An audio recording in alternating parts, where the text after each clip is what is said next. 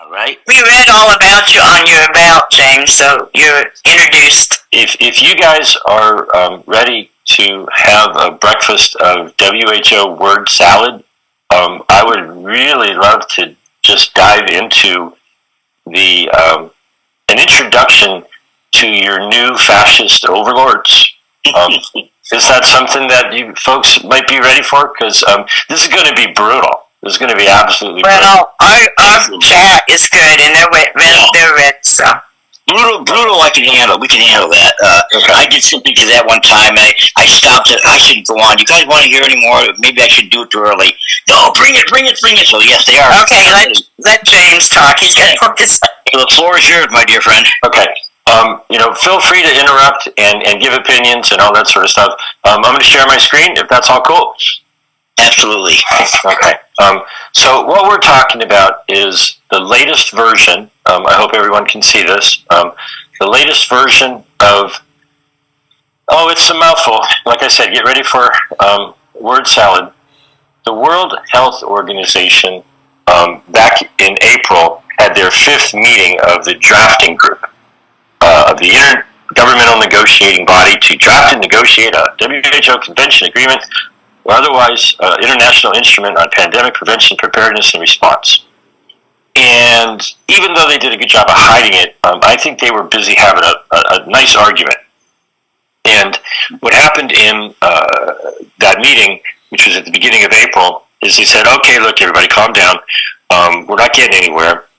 All of you can submit documents and text by April 22nd, and they promised to have this document by May 22nd, which was like the second day of their World Health Assembly.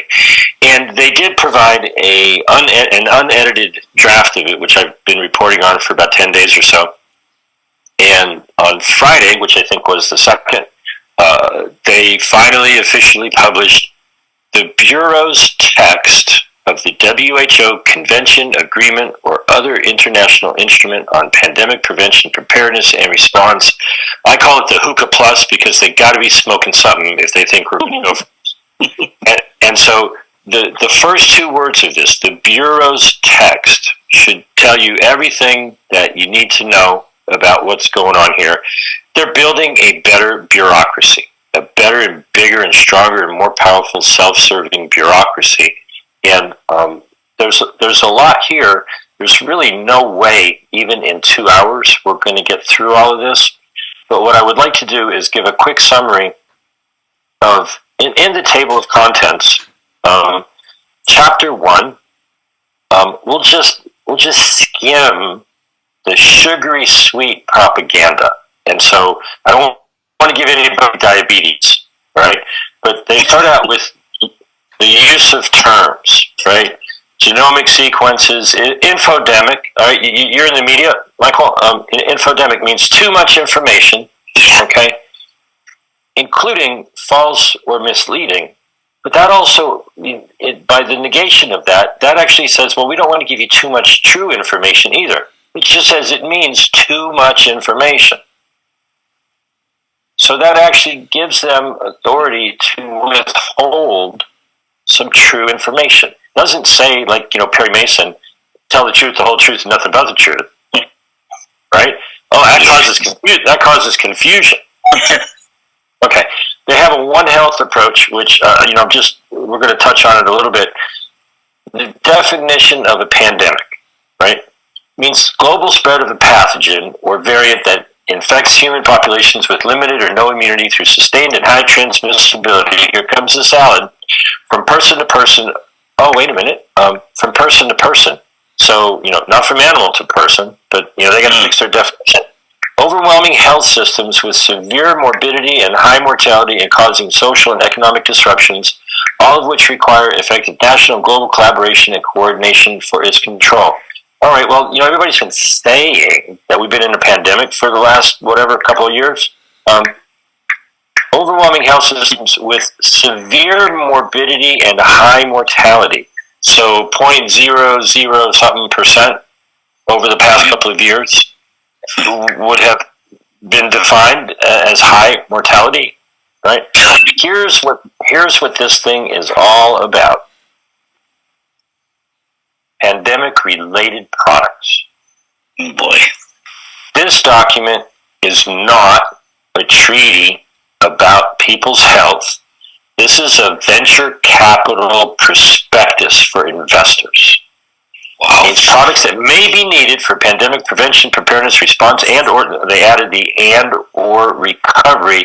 They don't mean recovery of a sick person.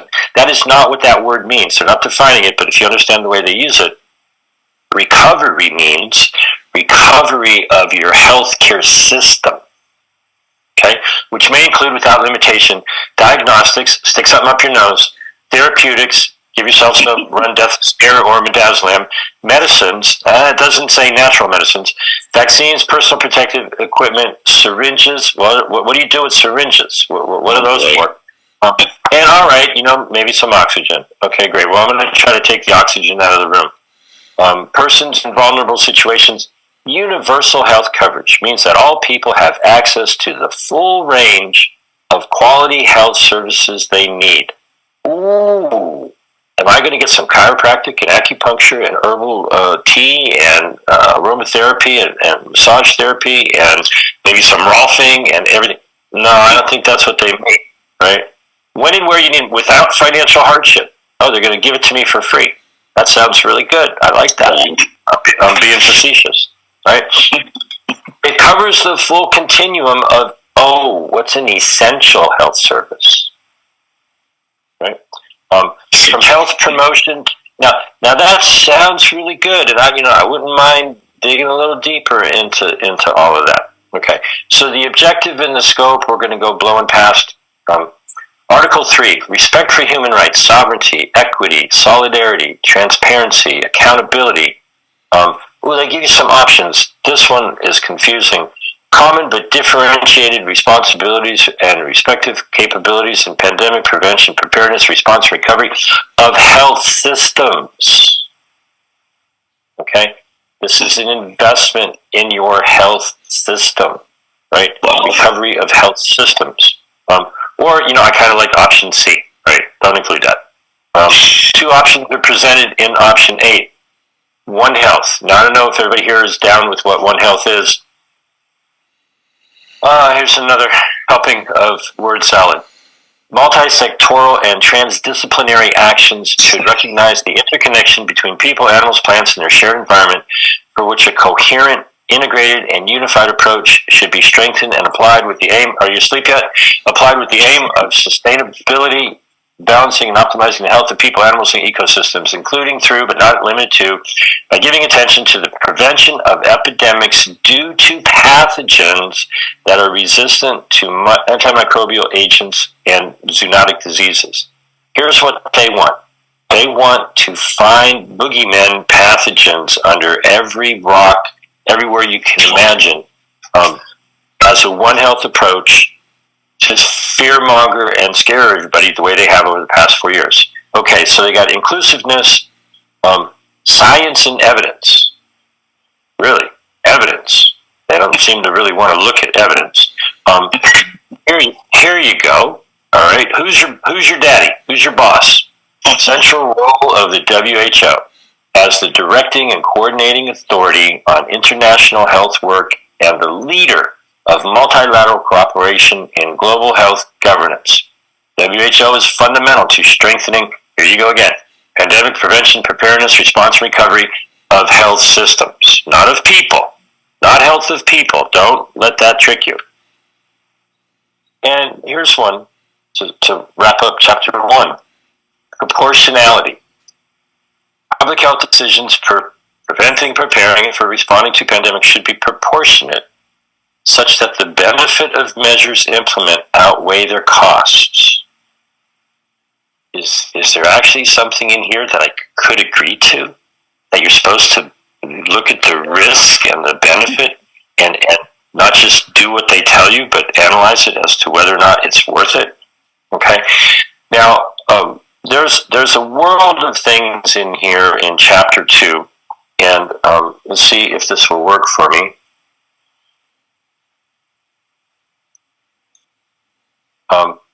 searching for the word laboratory.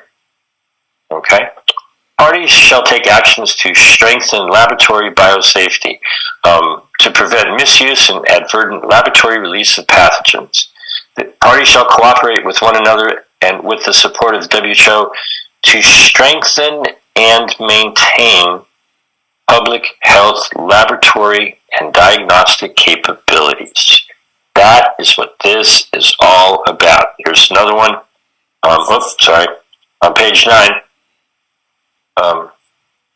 One Health surveillance system and to strengthening the laboratory capacity. Page 10. Strengthen surveillance systems and laboratory capacity. Page 11. Sustained national and or regional laboratory capacity, including for genomic sequencing as well as for analyzing and sharing that information. Strengthening public health laboratory and diagnostic capacities, and public health laboratory biosafety and biosecurity. Let me go up here just this is give me a hard time. All right. Each party, through its relevant public health authorities and authorized laboratories, shall, in rapid, systematic, and timely manner, provide pathogens with pandemic potential.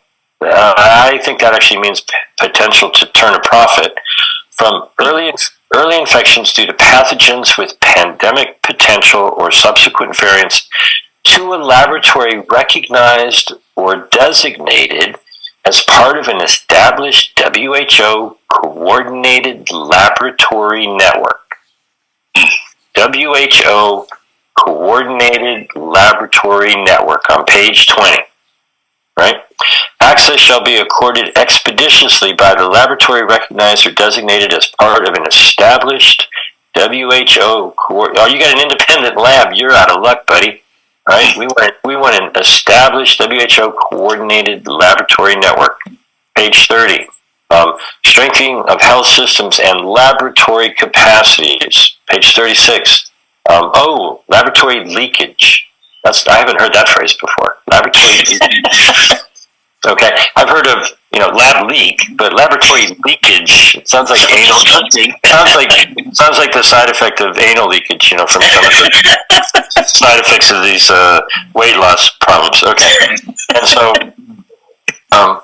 let me introduce you to. We're going to skip over the whole body of this document because if you've heard this thing called a pandemic treaty, or the long name that I read at the beginning, or a pandemic accord, or by whatever name they might want to call it, okay? What this really is a framework convention. And the analogy that I give is that of a Christmas tree. It puts in a framework, and the decorations come in later. So if I said, Michael, if it was December, I said, hey, Christmas is right around the corner. How about I go get a Christmas tree, bring it over to your house, and you know what? I'll decorate it for you. Right? At first glance, that sounds like you're getting a deal. Right? But what if my idea of how I would want to decorate a Christmas tree really took you by surprise? And it was some god-awful decor on that tree. If you agreed to the framework and you agreed to let me add protocols to your framework convention agreement, and there wasn't anything you could say about it, that might come as a surprise to you. Okay? And so this all starts in chapter 3, but I'm going to back up just a little bit to explain fascism. Okay? The parties agreed to establish a funding mechanism to support implementation of the Hookah Plus. The mechanism should avoid duplication and ensure complementarity and coherence among the utilization of the funds within the mechanism and other existing funds. The mechanism shall ensure the provision of adequate, accessible, new, and additional and predictable financial resources. Does your job provide you with adequate, accessible, new, and additional and predictable financial resources? and shall include the following: annual contributions by parties to the Hookah Plus. Now, they don't ever really get around to defining parties, and so we're forced to assume that it means the nations that sign on and become a party to it. But they failed to actually say that. And inter alia means among others, right? So, it could be anybody you want to answer this. All right, so the nations are kicking in some money, but looky here. Contributions from pandemic-related product manufacturers. Can you say pharmaceutical companies and laboratory equipment manufacturers and contract manufacturers to make whatever the heck it is they're putting in the jabs, and voluntary contributions on top of their annual contributions by the parties and other stakeholders. Okay, Bill and Melinda Gates, the Rotary International gives millions of dollars, believe it or not, to the WHO currently. Okay, now if you've ever looked into Mussolini's definition of fascism, it's governments and corporate powers working together hand in hand to beat up on the people. That's the definition, according to Mussolini, of fascism. And I've been saying for quite some time that it's had a 21st century upgrade.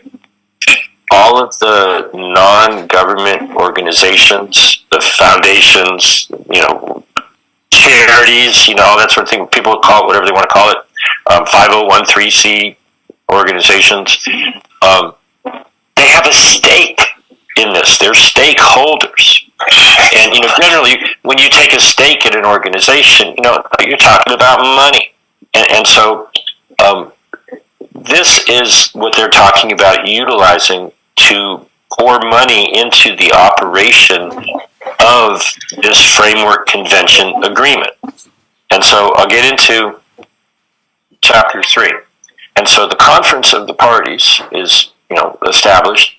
It shall be comprised of delegates representing the parties of the WHO, but it has all these observers. So, to me, that means if you do what you need to do in Article 19, you get a seat at the table. Like pay to play? Is it like that? Pay to play. Okay. Representatives of the United Nations and its agencies. Okay. Well, the funding of the current WHO, a lot of the money for the WHO is filled in by the United Nations and their various agencies. Right. Nations who are members of the UN, but is not, if they don't sign on to the agreement, they can be an observer, okay? As well as representatives of any state member or observers at the UN that are not a party to the treaty, they can still, come in and participate a little bit. All right, here's where it gets interesting. Representatives of any body or organization, whether national or international, government or non-governmental, so that's all the foundations and such, but, all kinds of government agencies can poke their nose in here, private or public sector. So any corporation who wants to play can be a participant.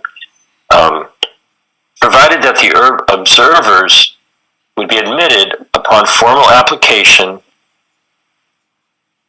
unless 1/3 of the parties object.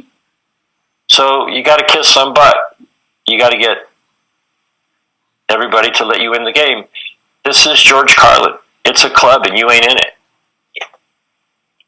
I don't think I could donate enough money to be allowed into their little club. Okay? This is who would govern the treaty or amendments or agreement or framework convention. Okay? Only the delegates get to vote, but everybody gets to have an influence on them. Now, this gets a little bit esoteric into the World Health Organization, but if anybody watched any of the goings-on from May 21st to the 30th, they had a big old meeting hall that they called the plenary, and then they would have two separate rooms where they would meet Committee A and Committee B. And so they would have a third committee would be created. So this bureaucracy would in some fashion be contained within the WHO and the World Health Assembly, subject to the establishment of such a committee by the World Health Assembly, which is the 194 member nations delegates. Just more bureaucracy. More bureaucracy. Okay, so I'm going to scroll down a little bit more. All talking about how it would work in that third committee within the World Health Organization. And, they could have special meetings and so forth and so on. Scroll down here to the next section. Oh, actually, you know what? I found a little typo in their thing. Here it says that the Conference of the Parties would oversee the bodies referred to in paragraph 9 of this article. And when I scroll down here, I only see 8. Think they got a little typo there, so maybe I should call them and tell them. This is probably what they meant that they would be overseeing.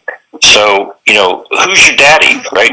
Here's who's really going to be controlling this. There's an implementation and compliance committee, a panel of experts to provide scientific advice. Scientific advice is a stupid word, okay? Science is a process. You can give expert advice, but when someone gives you advice, the scientific process requires you to challenge it and see if it's actually appropriate. So that phrase, bugs the daylights out of me when people talk like that. The Pandemic-Related Products Expert Committee. Think there's going to be any corporate people on that? And the Benefit Sharing Expert Committee requires a little bit of an explanation. In one of the earlier chapter articles, they want to set up a pathogen access and benefit sharing system. And what that means is if they find a pathogen, they immediately need to send the details about it to the central hub in Switzerland. And, any benefits that might come from that pathogen, you got to ask yourself, what benefits could come from a pathogen? Well, you could either develop a medication, a drug, or some kind of jab, and, it's a profit-making venture. So, they have to give reports to the conference, so the nations would be have to report on a regular basis. Well, here's the one that is of concern.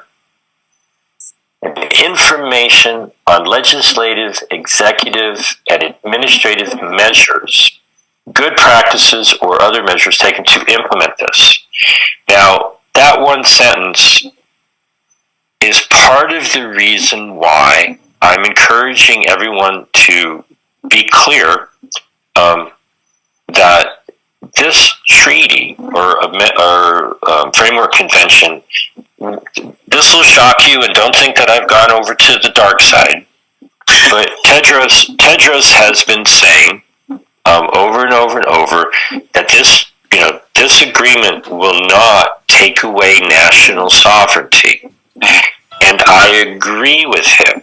He is actually saying something that is correct. It's what he's leaving out. It's not the truth, the whole truth, and nothing but the truth. He's leaving out the parts that people don't want to hear. And so in the amendments to the international health regulations, Russia, and somebody's got some noise going on. I don't know if it's possible to mute that out. That would be appreciated.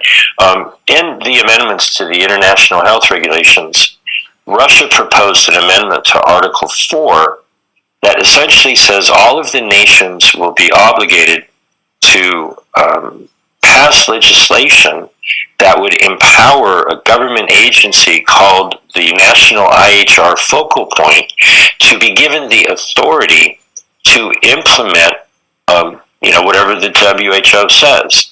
And so what they're doing is this sneaky little trick saying, well, we're not going to tell you what to do. We're going to keep track of your legislative, executive, and administrative measures because you're going to change your laws to implement what these agreements say. And, you've got to do that within, your constitutional limitations. But as we've seen over the last 4 years, our own people are very likely to dramatically, trample the rights that are supposed to be protected by the Bill of Rights and dramatically exceed any authority that the Constitution of the federal government or the individual states have ever given them. So the WHO isn't going to stomp on your sovereignty. They're going to respect your sovereignty because they know your own people will abuse you. And they'll probably do it in an unconstitutional way. But how do you stop that? They pass laws, that give them immunity, give them authority. They're unconstitutional. But until you've been abused and you've been harmed, and so then you have standing and you can bring a court case and fight it all the way up to the Supreme Court of the state or the federal government and get that law struck down, they can do a lot of damage for a lot of years. So these people are savvy. They know what they're doing. They know how to get around our less sophisticated, less slimy, awareness of what they're doing.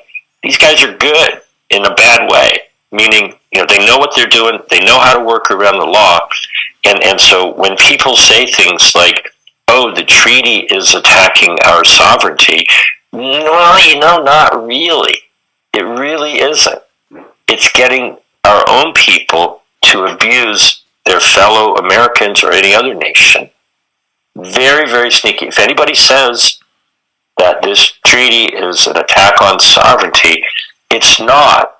It's a venture capital laboratory network building investment plan to build out a fascist cabal, to create a cartel, to build out the infrastructure to fearmonger people by looking under every rock for a pathogen that they can trigger another emergency behind. And so I'll go through this a little bit more.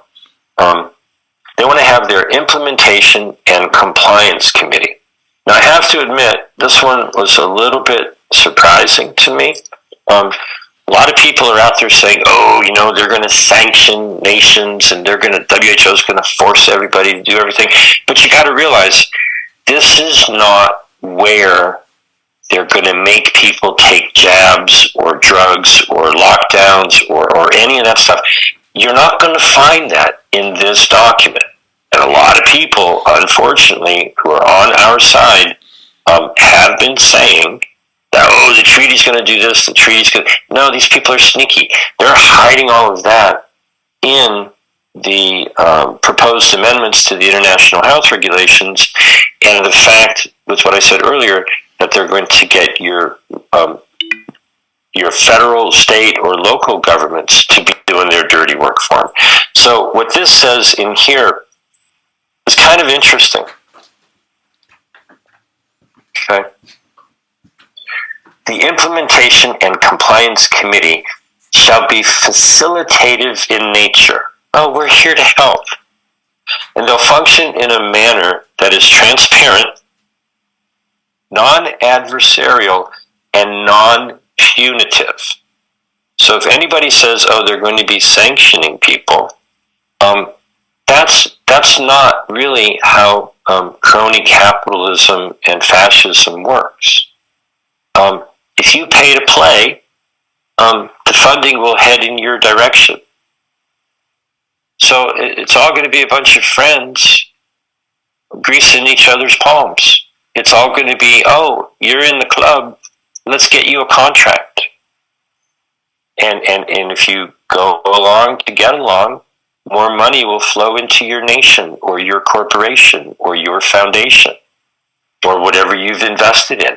And if you're all in the club and you're all in on the meetings, you've got insider not necessarily insider trading, but inside information as to which direction the money's going to be flowing, which nation it's going to go to, which, laboratory equipment. I've got a friend who goes to as many of these types of meetings as she can get her way into in Europe, and she overheard a conversation, somebody talking about like the latest equipment to do the PCR, which is not a test, it's a process, it's a laboratory process. They just make copies of whatever they find.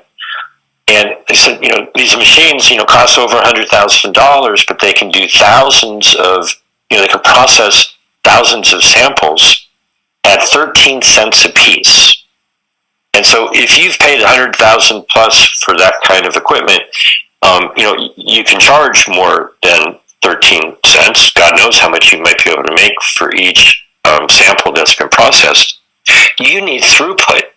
You need people going out there, sticking swabs in people's noses, sticking them up their butt, going to their veterinarian's office and sticking it in your dog's butt and your cat's butt, or, going to your chicken coop and putting it in the bedding, or a CAFO, which is a concentrated animal feeding operation, and stick it in the big old pile of poop, or the, pool of excrement from a swine operation. Or, go to your hospital where the, best pathogens are. Go to your sewage treatment plant. Find any kind of genetic sequence that you can run through these machines. Do the sequencing on them, which is not, they don't find the entire genome.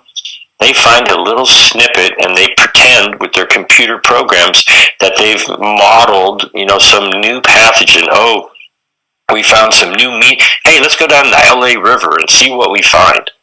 Right? I bet you could find something there. Oh, wow. Maybe we better send that to Geneva, have a company turn that into a benefit, a profitable pandemic response product, get that back to that community, and track and trace everybody who was anywhere near that thing, and lock it all down and jab them all up. And oh, look at that. We stopped, a potential pandemic, and people just get sicker and sicker and sicker, and these people are sicker and sicker and sicker, and so this is not the kind of compliance that people think of when you say the word compliance. They want to have a panel of experts to provide scientific advice. Again, it drives me crazy, makes me want to scream. There is no such thing as scientific advice. There's advice. And then you apply the scientific method to it. And okay, great, you got an opinion. Can you back it up? Is it real? Does it work? The advice that they gave for the care that people should, take a Tylenol, go home, and if you turn blue, then that's not scientific advice. That's really bad advice. All right, so there's a lot of things in here, but here's the one thing that they like. They like the zoonotic risks. They believe that everything is coming from animals, and while maybe there are some problems with animals, possibly. Well, you should be treating those animals better. Maybe they won't be sick, but what they really want to do, I believe, and we've. We all, on some level, I'll speak for myself, should be ashamed of what we've allowed to happen over the past decades. They find bird flu in one bird in a poultry operation, and they murder the entire flock. And, I'm just waiting for them to say, oh, we found a pathogen in a rest home, so we got to kill all the old people. Well, wait a minute. That's what they've been doing. Put everybody on a ventilator. And so, they want to go around, collect and evaluate all of the recent information and scientific knowledge, right? This theory is completely and totally flawed. It's being challenged by a lot of good people, but, their attitude is, let's go lift up every rock, go into every nook and cranny, take a sample, throw it through these, laboratories to, part of the problem is they were able to do this in the developed nations where they had the testing capacity, and they were able to print enough money or digitally create enough money to just, buy all kinds of test kits and trick people into thinking, someone who was healthy, but in order to go to an event or go to work or whatever every day or every week, they had to have something stuck up their nose. Well, the more tests you do, the more false positives you get, the more cases you have of people who are asymptomatic. Oh, I thought I was feeling good, but this guy stuck something up my nose and told me that I have a disease. I can't live my life now. Right? That's what they want to do on a massive scale in Africa and other nations, because they failed to be able to do that in impoverished nations because they didn't have the infrastructure. Okay. Pandemic-related products expert committee. Right? Well, here's where the money's going to be made. I wonder who's going to be on that committee. You think it's going to be people who are going to say, oh, this company and that company. One of the things that I have not been able to find in here, and I admit I haven't had a chance to just totally read this 10 times to see that I'm missing it. What is the protocol by which the contracts are going to be given out? I don't see anything about the protocols for deciding where the money or how the money is divvied up. This is crony capitalism with no rules. Where's the audit trail of where all the money went? And then they talk about the benefits sharing expert committee. Okay, this is essentially what happened in my view, what happened in South Africa during this last couple of years, when between South Africa and Botswana, when they quote unquote identified a new Omicron variant, and they immediately did what they were supposed to do. They told the WHO, hey, look, we found something new. Everybody ought to know about it. They got spanked because a lot of nations shut down travel and trade to South Africa and Botswana and elsewhere. And they were like, hey, wait a minute, we're doing the right thing, and you're harming us. Well, it obviously didn't stop the transmission of the ability to create a genomic sequence with any mix of parts that you want.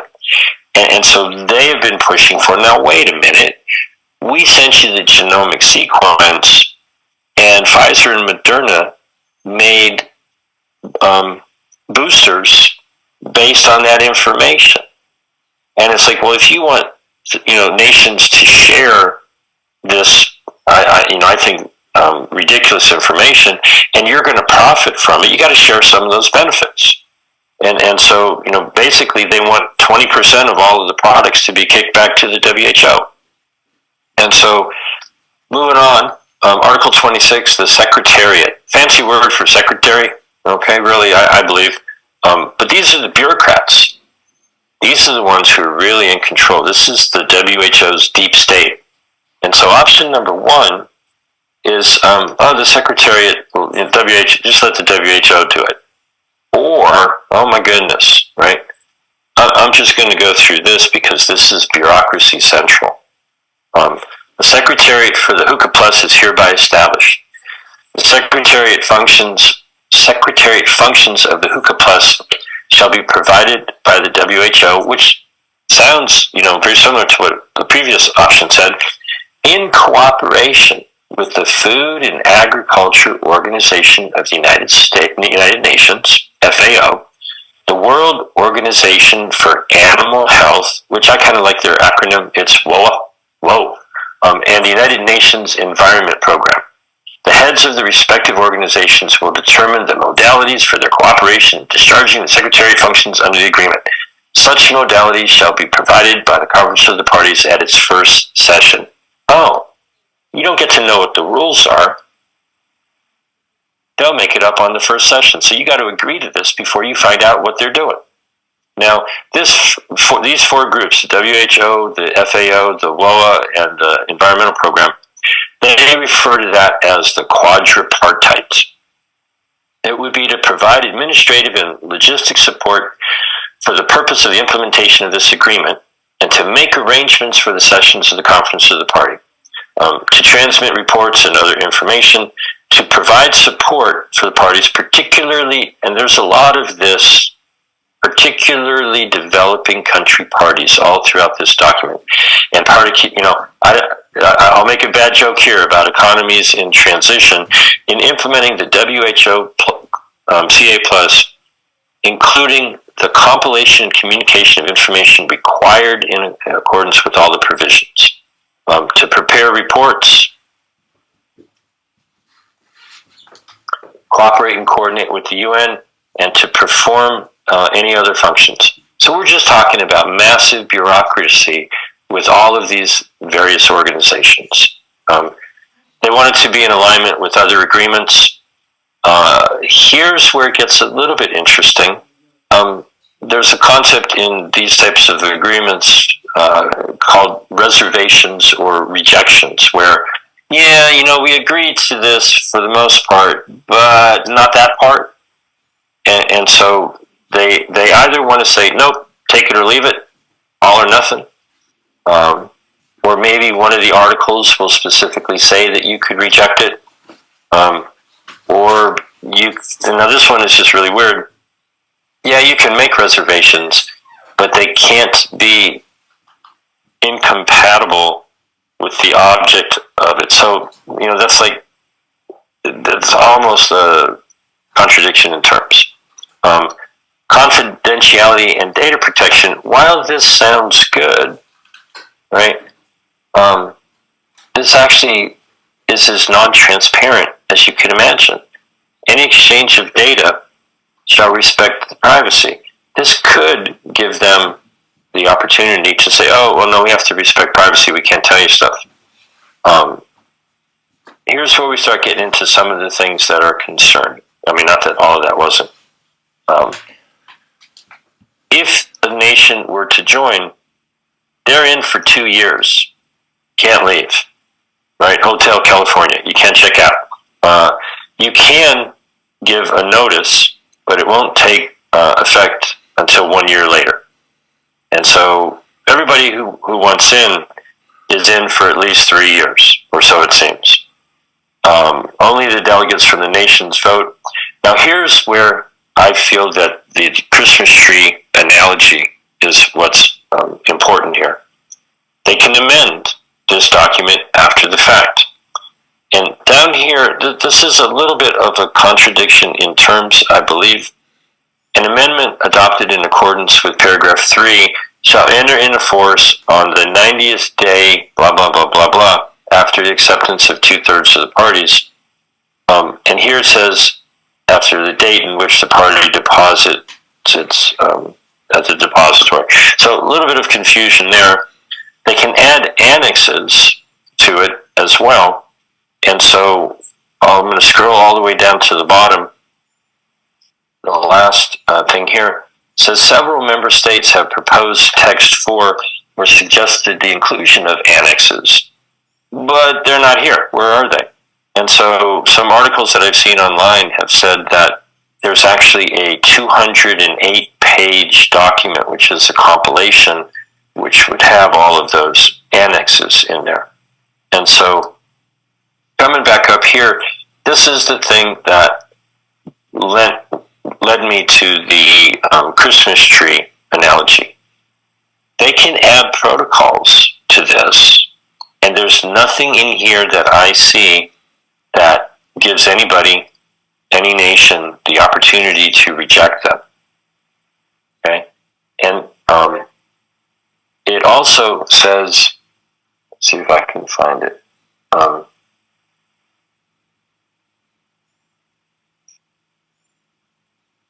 If anybody is aware of what happened in, I think it was 1913, with the Federal Reserve being passed in the middle of the night or something, can be adopted by a 2/3 majority vote of the parties who are present and voting. I don't see anything about a quorum. Oh, let's get 3 nations together and 2 of them say yes, and we've got a protocol. Now, a little scary to me. And so, thanks for having about an hour's worth of word salad.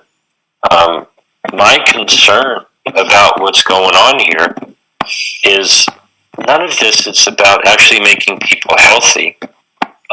This is about... Oh, somebody's got their mic rustling again. So it's me, James.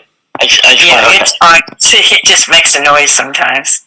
We got till 6 o'clock. That's our time here. So yeah. So thanks for putting up with that brutal, just gobbledygook.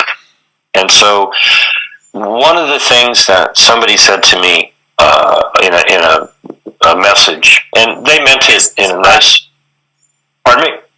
Oh, I was just telling Family Low, yes. She wanted to know if you were live, and I said, yes, you're live. Pinch my cheek there. Somebody messaged me, and they meant it in a nice way. They were just curious. They were asking. They said, Jim, what are your credentials? And I said, I've read the goddamn documents. And so, this is the position of power with our political officials, our public servants, is I can pretty much guarantee you that not a single one of them has spent this past weekend reading this document. They don't know what they don't know. And the condescension that they start with, it's not going to be this, or it's going to be that, or it's not what they say. Tedros says it's not going to take away your sovereignty. I agree. That's not what this is. This is the people. Mm-hmm. It's a fascist cabal. I mean, look at all of the committees and the parties and the observers, and who in the heck are all of these people going to be? These are the oligarchs who want to create a legally binding agreement that would build a bureaucracy that, many of those officials, the delegates and such, may very well have diplomatic immunity, but they're going to be cutting deals in back rooms, moving around billions of dollars. And what is the purpose?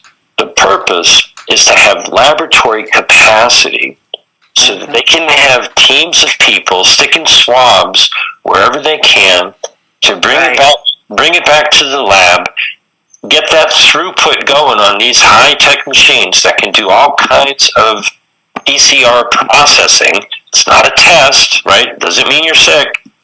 Take the snippets of genomes from God knows what, have a computer program, cobble them together and say, ooh, we found a sequence that's different, send it off to the hub in Switzerland. They're arguing about who gets the intellectual property. They don't want to, Pfizer, Moderna, and all the companies, they don't necessarily want to give up total control to local manufacturing plants, and God knows what kind of crap they're going to make, right? And they didn't have any quality control to begin with. They use this excuse of, we don't want to give away the intellectual property because maybe they won't make it the right way, like anybody cares, right? And so then they have one section that is community healthcare, right? Well, they want to train all these community health workers that they can parachute in or emergency come in. This is the stuff you see in the movies, like Contagion. The people in the hazmat suits coming in. Yeah. This, in my opinion, may not essentially be backed by the Department of Defense, but in their global health security agenda, right? They've separate from all of this, the National Defense Authorization Act has pledged $1 billion a year for global health security, their global health security agenda. And so, they're basically colonizing through crony capitalism under the guise of, we need security because we're finding all these pathogens everywhere. man, is this a sophisticated scam?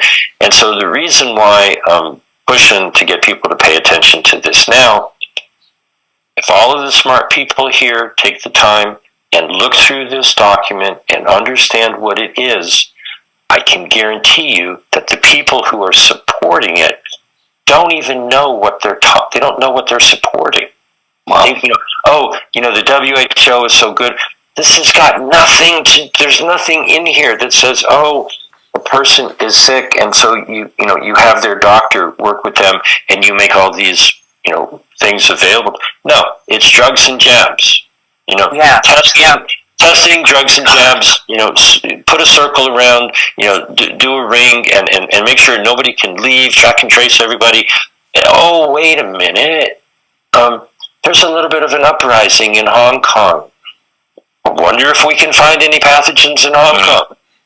Okay, where's there a problem going on? Where do we need to control the health of all of these people?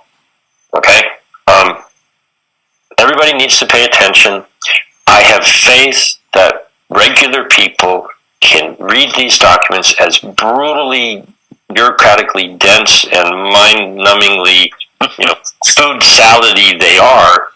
You go, where does it say there's anything in this for me? Right? Where is the vote of the people to approve the protocols? Where do we elect the people who are running the show? Right? This is creating a cabal to run a cartel to build out the fear-mongering infrastructure that then can be used. That's not an attack on sovereignty. They're not going to have sanctions on nations who don't do that testing. They're just not going to get the money. Right. Okay, and so thank you so much. Good morning. Happy Monday to you. You're awake now, right, guys? Wow. Yeah, it's so funny because Family Love said, "Is he alive?" Yes, he's alive. Yeah.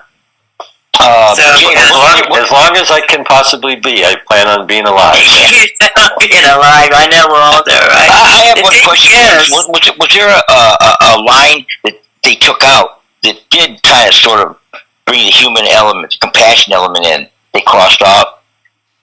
Well,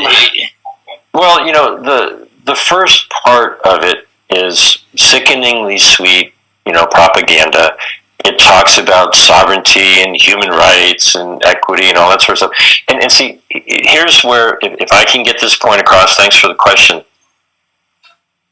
This is not where the abuse is going to be found in print.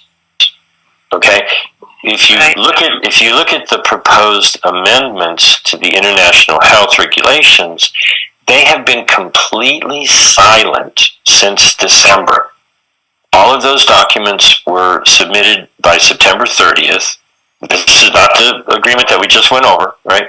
And there's 197 pages, and there are 307 proposed amendments. They did make those available in December. I've been reporting on them since then. But there has not been a single revised edition. No version 2.0 or such. No revised draft. None of the sort. Now, one of my concerns about that is the bulk of what is in that document, the boring stuff, really, really boring stuff, is all about building out core capacities. And so it's all for the pharmaceutical hospital emergency industrial complex. Oh, you've got to have more testing, more laboratories, more quarantine facilities, whatever you want. And my concern is that the stuff that was in there that was really egregiously bad, right? The changing recommendations to being obligations, so that whatever the Director General said nations had to do, the changing the scope to be, and this is the one that we'll keep in Article 2 of the amendments. They want to change the scope of the regulations to not be in response to emergencies, but to be in response to the potential for an emergency. So if we find, if they find some polio in the sewage system in New York City, nobody's sick. It has the potential, right? Article 3, taking away the dignity, human rights, and fundamental freedoms of people. That's in this document. Right. It's right there. They say, "Oh, what are you people talking about? We have it in the treaty or the Framework Convention. We have respect for your human rights, dignity, and fundamental freedoms." That's true. These people are playing a really good linguistic word game. What I think they want from the amendments, and what's a possibility that might happen, is those types of things which are egregiously horrible, taking away our rights, making it mandatory, all that sort of stuff. What might happen is they go, "Oh, well, that's not in this version." And so by moving the Overton window to, "Oh my God, they're going to do all these crazy things," and then they go, "Oh, that's not in there now," right? If they drop this in January and we finally get a look at it in April, like they did last year, and we look at it and they go, "Oh, well, we just want a global digital health certification network so that you have a vaccine certificate. Actually have an old school one right here. This is a vaccine passport, right? This form, right? This form, old school 1970